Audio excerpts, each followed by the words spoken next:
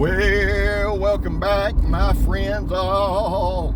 It's Friday, about 6:30, 7 o'clock, 7:30, somewhere in there, I don't know. Got on my American sunglasses that were made in China. Amen. How to get some people. I got scabbed. The CCP. Yeah, talk to me when they get rid of that Patriot Act. We can talk. But anyway, never mind. How to get some people mad. That one dude that'll go up and down the comments. Oh, we got to get my... Pow. It's going to be one of them. So here's the deal. Thank you for the one stoplight I can stop at. Here's the deal, guys. I want to show y'all a couple things, and we're going to talk and do our normal shit. Is that a... damn light's red. I don't know who the genius was that laid out Jacksonville, Florida. That's another sumbitch I like to punch right in the mouth. Let's design some streets going straight west and straight east. That way, when you drive to work in the morning, they can blind the shit out of you. And when you're just trying to get home, they can blind the shit out. Brilliant planning, boys. Brilliant.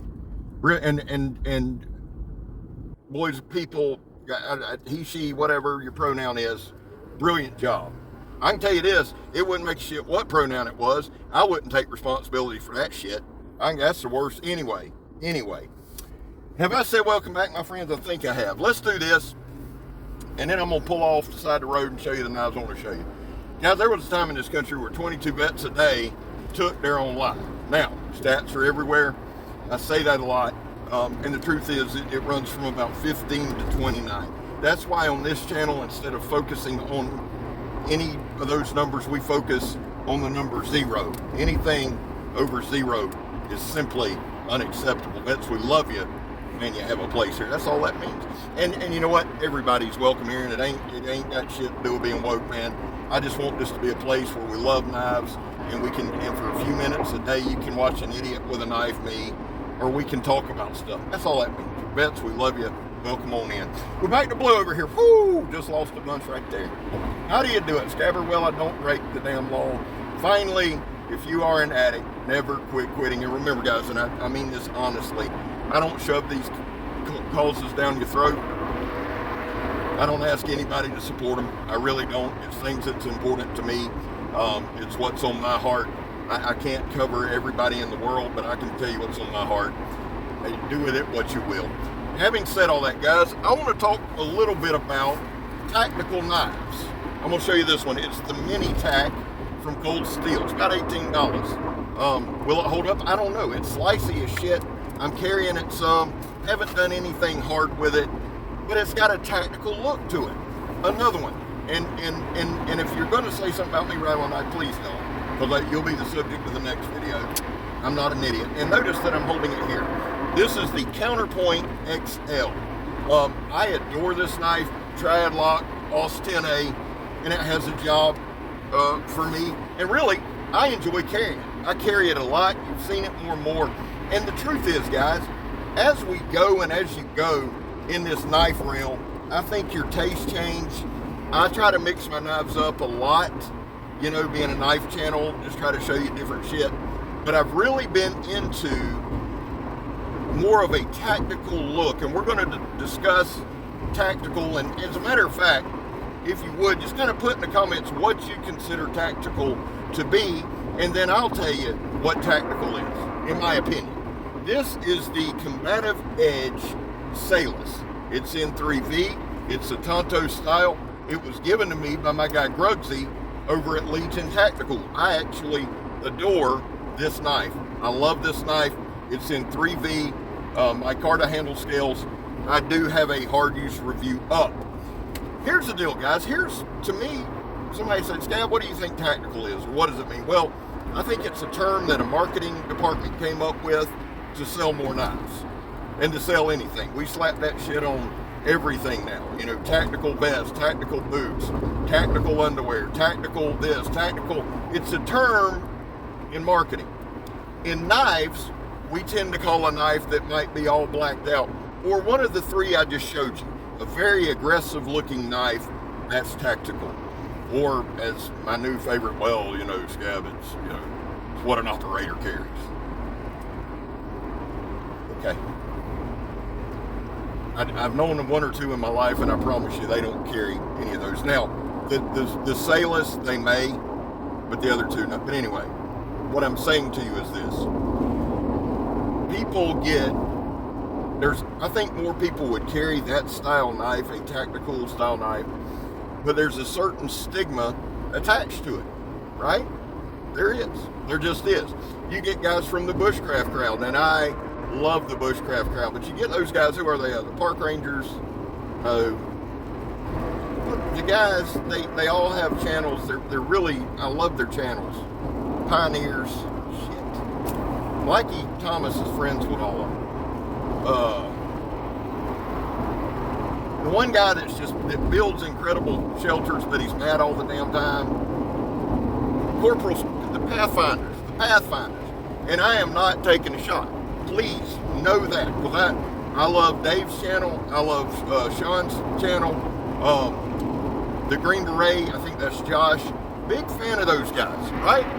And Sean, all three have a tactical style background. They were all in the military. But what I'm saying is now they're more part of the bushcraft, so they're going to drift more towards that, 5 or 6 inch Kephart or that drop style blade. I love them all. See, that's kind of the difference with Choir Boys Outdoors. I can tell you that honestly. We're not a folder channel. We're more of we show some folders, but we're really fixed blades, and we do a lot of crazy stuff, and we have fun, big basher blades. But I love all knives. I just do, always have, always will. And the thing is this, guys, I love that Kephart style or that drop point. Man, I love it. I love it. But I've come to a point in a place where I've just decided this. I'm going to carry what the hell I want to carry as much as I want to carry. And more than that, I want you guys to get to that place too. Now, for some of you, you're like, Scab, I like a 4 or 5 inch bushcraft knife and a slip joint too. Cool. But I think there's a lot of guys who would carry something a little more aggressive, but there's a little bit of a stigma to it. And the stigma is, well, it's not good for this, or it's not good for that, well, that's not necessarily true. I made it my life's mission to show you knives working. See, I don't worry about what other channels do. Grab somebody broke that knife, good, I'll go check it out. It has no bearing on me buying the knife. I've made it a point. Well, so-and-so don't like the knife. That's their opinion. I'm not going to change it. I'm not going to argue with anybody. I'm going to go watch the video. What I've found is when people don't like knives that I like a lot, they make some valid points. And it's things that give me a little pause. Does that stop me from carrying it? Nope. Because it works for me. And you got to carry what works for you. And if something like that Salus or that Counterpoint, dude, you might just like it. I would highly recommend you learn to use it. Learn the skill set. That's why you hear me say a lot of times I'm getting used to a knife, or I'm learning this knife, right? It's a learning process. This knife is going to handle differently than a Kephart or a Nesmith. Doesn't mean it handles worse. And it's going to have, y'all hear my voice up there? Going back through puberty, son. So my thing is, find the strong points of a knife. Man, I like carrying that knife. Why? Because I like it. Good enough for me. Can you make it work? Yeah. Good enough for me. I want to get to a point where we drop the stigma. People were like, well, Scott, that's not what it's made for. Guys, I can't kill anybody. I'll go straight to prison, And it's not like I'm going to hit, super secret Saiyan assassin mode. I got me and Dale King years and years and years ago, honestly, before Megatron and I got together. We got in a fight with some old boys right up here down the road. And this is God's honest truth. There's 5 or 6 of them. It's in the police report. You ain't got to believe it. Me and Dale. And we had been drinking a little too much. You know what I'm saying? Not a little too much, way too much. So first, he gets out to go get a can of dip.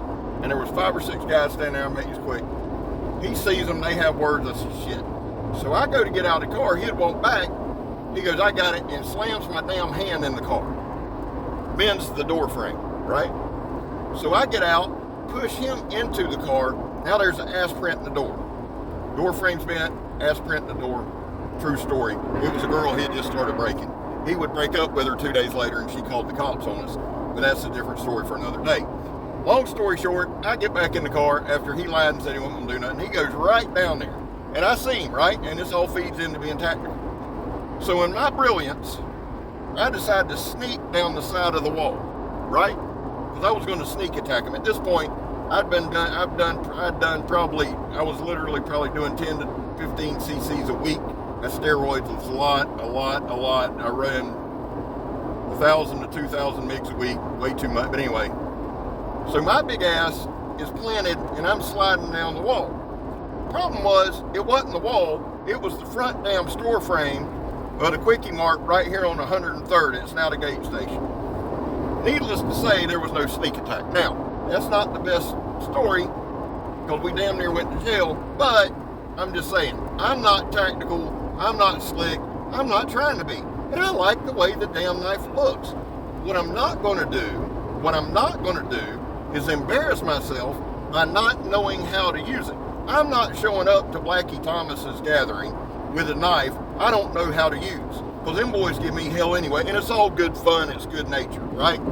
They like, all of them like the Moras or the Kepharts or the Nesmics, and I do too, but that's their jam, man. And they rib me because I'll show up with a couple of my work tub gears that you can chop a car in half with, right? And we just have fun, but I wouldn't dare show up to a gathering or anywhere. One of them pioneer schools, is it Pathfinder? My whole point is, I'm not going to show up there and not know how to use the knife or fumble with the knife. So my point to you is this. One, I think tactical to begin with is a big pile of bullshit that was used to make a bunch of money, first and foremost. Two, if you want to carry it, just know how to use it. Now, this video has made no sense, but it fits right into Choir Boys Outdoors. So 3 things we're going to close. One is, what I would like to do with this knife, this is the one that Grugs gave me from Legion Tactical. I love Grugsy. Since I've already done a review, I want to do a shout out, 1 to Grugs, Legion Tactical, but 2 to EDC and Lace, Miss Lacey. Miss Lacey, I want to send you this knife to sharpen for me, and then I'll pay you to do it. And then I want to do a video with strictly Lacey sharpening. Now, everybody knows that DJ Horn is my sharpening guy. He's my go-to guy. This is what happened. A few months ago, Billy from Apex Alchemy, shout out Apex Alchemy, awesome channel, awesome people, sent me a couple blades. I misunderstood what he said. I thought Lacey only did the Emerson. She did an amazing job, probably one of the best, sharpest pocket knives I've reviewed. True story facts. He sent me another blade. Lacey did the edge on it. I brain farted and I did not give her credit. The best thing about that knife was the edge. So, Lacey, what I would like to do is send you this knife or drop it off one day or something, pay you to sharpen it up, and just do a video on your sharpening. I would love to do that if you're down for that. So there's that little piece of business. The other thing that I want to touch base on is this. Billy from Apex Alchemy, once again, had a great video yesterday on knife loaning etiquette. When people loan you knives to review, or you ask for knives to review. And he said a couple things that were key. Communication's key. Letting people know what's up is key. Being straightforward and honest is key. And phenomenal video, I shared it. And more people need to adhere to it, myself included. I've had knives from JR, from Timbo 437. I've got 2 knives or 3 knives from Jason Fleming at Straight Edge Knives. Shout out to Jason. And Donnie B all day, my brother from another mother. So those 4 people. This weekend is going to be all about trying to get those reviews out. I don't worry when I loan knives out. I really don't, because I make sure I know who I'm loaning them to. That's one. And I'm not saying that flippantly, because anything can happen and something can flip the script. What I'm saying to you there is, let me just walk that back. I don't worry about the knives because I have faith that no matter what happens, it's going to be all good. That I should say that more, because that's an arrogant statement that I shouldn't make, and I apologize for making it. Because there's a lot of people who know who they're loaning knives to and they get screwed. Life changes, shit happens. I shouldn't have said that, please. And I'm dead serious here.